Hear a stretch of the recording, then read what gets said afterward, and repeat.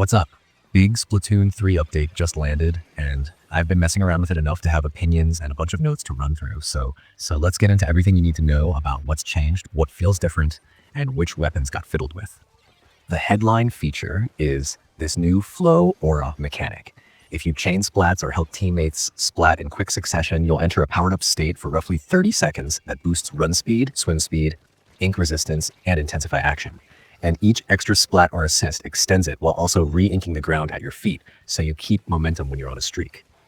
Right next to that is a change that actually makes target selection and fights feel a lot more readable. Visible health bars. Now, when an opponent or teammate takes damage, you'll see an approximate remaining health bar for a short window, which is huge for planning whether to chase, back off, or focus someone else. Enemies' bars only show for a few seconds and usually won't reveal players who are completely out of sight unless a reveal tool like thermal ink or point sensor is active. So it's not a total X-ray, but it definitely helps turn ambiguity into decisions during a firefight. Under the hood, there are some hitbox and detection changes that subtly shift how fights resolve. Swim form players have had their collision box nudged smaller, which makes strafing and dodging while squid forming feel a touch more forgiving. And main weapon attack hitboxes were rebalanced with larger adjustments for shorter range weapons, so close quarters fights should feel punchier.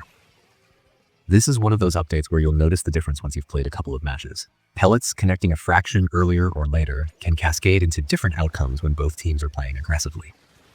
Stealth jump has been adjusted to, and it's a subtle but important timing change. The flight time after super jump is a little longer now, depending on distance, meaning that cross-stage jumps will arrive slightly later while the launch timing itself is unchanged.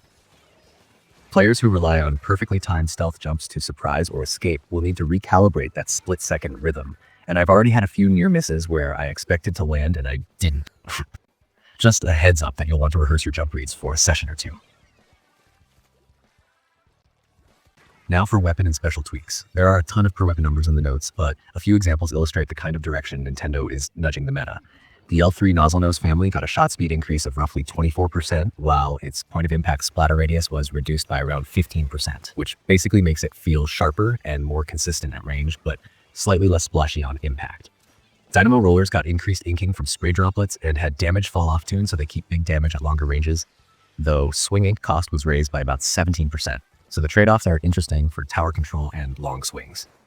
The Splatbrella family now consumes about 9% less ink per shot, which helps with sustained pressure, and blasters had their post-fire movement penalty trimmed down a bit so follow-up plays feel smoother.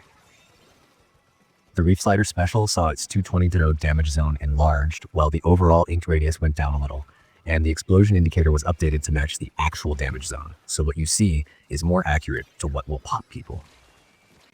Those are snapshots of the adjustments, but there are many more point cost and stat updates across chargers, shooters, rollers, and specials that add up to a meaningful balance pass. Another small but welcome change. Splatoon 3's X-ranking weapon display logic has been tweaked to better reflect the most frequently used weapon in X battles over a period, rather than just the last used weapon. Small QOL in how top player tools and trends get presented. That won't change how you play in the moment, but it does make following high-level meta trends easier when you're scouting what to practice next. Playing a few rounds after installing, the immediate feeling is that matches are more transparent and streaks are more rewarded. Flow Aura adds a legit momentum curve. Once you get rolling, you feel noticeably stronger for a period, and the fact that the game rewards inking and assists towards sustaining that state nudges teams towards cooperative play rather than pure tunnel vision splatting. The health bars reduce one of the grindy annoyances, guessing how much longer to chase someone, so you're making cleaner decisions about when to commit, which in turn leads to faster round tempo and fewer weird misallocations of pressure.